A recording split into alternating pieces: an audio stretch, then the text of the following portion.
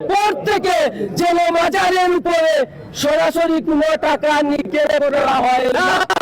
শাহজালাল বাজার এখানে ভিক্ষা করতে আসেন নাই।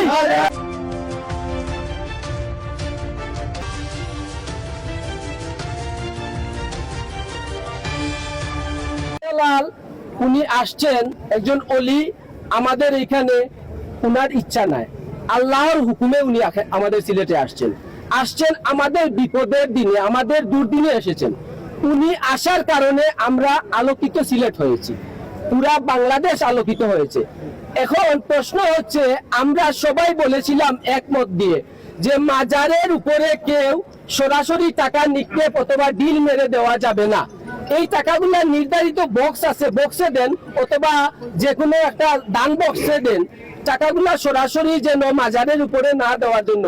কিন্তু আমাদের এই অনুরোধ আজ দিন পর্যন্ত কেউ গ্রহণ করা হয়নি। যারা পরিচালনা করতেছেন, আমাদের এই মতামত না, এটা হাজারো লক্ষ মানুষের মতামত আপনারা অপেক্ষা করে এখনো মাজারের উপরে সরাসরি টাকা নিক্ষেপ করা হচ্ছে। আচ্ছা, আপনাদেরকে সামনে নিয়ে আমি একটা প্রশ্ন করতে চাই, আপনার বাবা, আপনার দাদা, আমার বাবা, আমার দাদার কবরের উপরে যদি কেউ সরাসরি টাকা নিক্ষেপ করে, তাহলে এর চেয়ে বড় নিন্দনীয় কাজ আর কি হতে পারে? আপনারাই বলেন। আমি আশা করব আজকের পর থেকে মেহরবানি করে শাহজালাল বাজারে এখনো যারা দায়িত্বে আছেন, আমরা করজিলে হাত দিয়ে মিনতি করছি, অবিলম্বে আজকের পর থেকে যেন বাজারের উপরে সরাসরি কোনো টাকা নিক্ষেপ করা হয় না। শাহজালাল বাজার এখানে ভিক্ষা করতে আসেন নাই।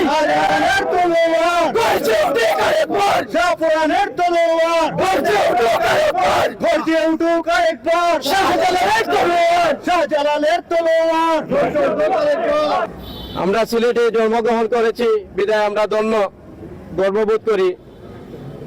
আমাদের মূল যেটা দাবি হলো যে বিগত দিনগুলাতে মাজারে যে টেকা উঠেছে ডেগে, আপনারা জানেন, এটা ইতিপূর্বেই আপনারা দেখেছেন। 4 দিনের মাথায় প্রায় 18 লক্ষ টাকা হয়েছে গণনা, কমই বেশি। তারপরে প্রায় 18 লক্ষ টাকার মতো কমই বেশি। তারপরে হলো স্বর্ণ, তারপরে গরু ছাগল সহ আরো বিভিন্ন জিনিস।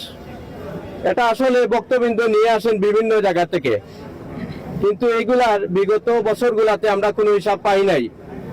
এইগুলা টাকাগুলা গেল কোথায়? আর যারা দায়িত্বে ছিলেন, আমি মনে করি যে এটা আছে, যে এটা একটা পূর্ণাঙ্গ একটা কমিটি করে এটা তদন্ত করা হোক, এই টাকাগুলা গেল কোথায়? আপনারা ইতিপূর্বে বোধহয় দেখেছেন, মাজার আমাদের যে বক্তবৃন্দ যেগুলা টাকা পয়সা দান করেন, এই টাকা পয়সা দিয়ে যদি আপনার কাজ করানো হতো, তাইলে স্বর্ণ দিয়ে কাজ করানো যেত। ওই জায়গায় এতগুলা টাকা উঠেছে।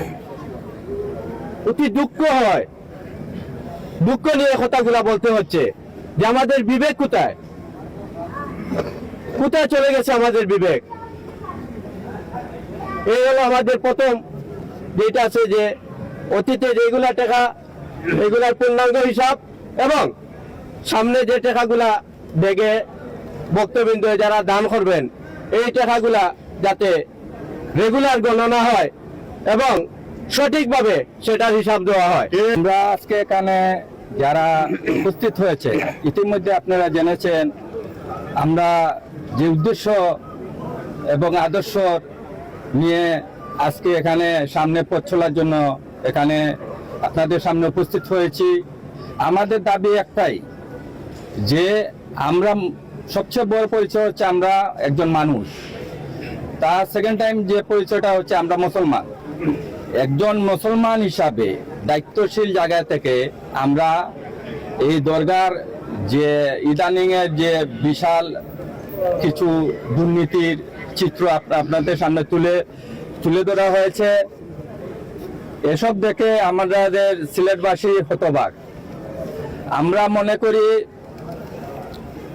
এই সিলেটে এখানে যারা আমরা উপস্থিত হয়েছি সবাই সামাজিক সংগঠনের দায়িত্বশীল এখানে উপস্থিত আছেন।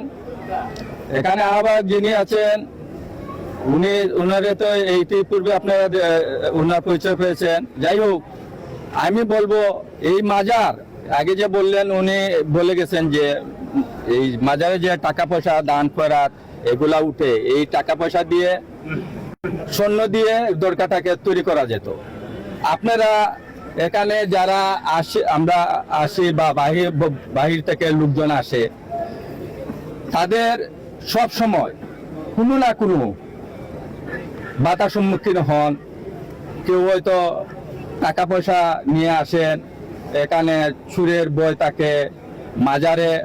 মাজার বলতেই আমরা বুঝি চুরচুট্টার এলাকা, মাজার বলতেই আমরা এটা বুঝি। সুতরাং এখানে পবিত্রতার সহিত আমরা সবার সুরক্ষা দিব। এখানে যারা আসেন জিয়ারত করতে, তাদের সার্বক্ষণিক যে প্রটোকল আছে, সার্বক্ষণিক তাদের ব্যাপারে আমরা যথাযথ উদ্যোগ নেওয়া হবে। এবং আগামীতে আমরা চাই দরগা শুধু শাহজালাল মাজার নয়, যে এতগুলা মাজার আছে সব মাজারই দুর্নীতিমুক্ত হবে, এবং আমরা সেই লক্ষ্যে নিয়ে আমরা কাজ করব। আপনারা সবাই জানেন আমাদের সিলেটের ঐতিহ্য, বাংলাদেশের যে কোনো প্রান্তে আমরা যখন কোনো জায়গায় ভ্রমণ করতে যাই, যখন আমি আমার বাড়ি সিলেটে বলি, তখন বিভিন্ন ডিস্ট্রিক্ট বিভিন্ন বিভাগের মানুষ যখন আমাদের বাড়ি সিলেট জানে, তখন আমাদেরকে আলাদা আলাদা কি মূল্যায়ন করে। তার কারণ আমার বাপ দাদার পরিচয় নয়, তার একটি কারণ হযরত শাহজালাল রাদিয়াল্লাহু মাজারের এরিয়ার মানুষ আমরা। এর জন্যই আমাদেরকে বাহিরের ডিস্ট্রিক্টের মানুষ অত্যন্ত গুরুত্বের সহিত সম্মানের সহিত ওরা আমাদেরকে দেখে। আজকে যারা আসরের নামাজ এই দরগা মসজিদ প্রাঙ্গণে পড়েছি, দেখেন অর্ধেক মানুষ বিভিন্ন ডিস্ট্রিক্টের বিভিন্ন বিভাগের, কিন্তু মানুষ যখন বিভিন্ন বিভাগ থেকে মান্যত করে এই মাজার প্রাঙ্গণে চলে আসে, তার মনের আশা পূরণ হওয়ার জন্য আল্লাহকে আমাদের মাধ্যমে আল্লাহর কাছে যখন তারা বিভিন্ন ধরনের চায়, দান খয়রাত এই মাজারে দেয়, কিন্তু মানুষের একটা উদ্দেশ্য থাকে। উদ্দেশ্য কেন ওরা দেয়? তার মনের বাসনা পূরণ হওয়ার জন্য হযরত শাহজালাল সাহেবের উসিলায় যাতে রাব্বুল আলামিন ওনাদেরকে সাহায্য করেন, বিভিন্ন বিপদ আপদ থেকে উদ্ধার করেন, এই উদ্দেশ্য করে সেই মানচাক টাকাগুলা দেয়। কিন্তু আমরা মানুষ রূপে কিছু মানুষ রয়েছি যে দানের টাকা হজম করার জন্য লিপ্ত ছিলেন। আমি স্পষ্টভাবে বলতে চাই, আপনারা যা করেছেন অতীতে ভুলে যান।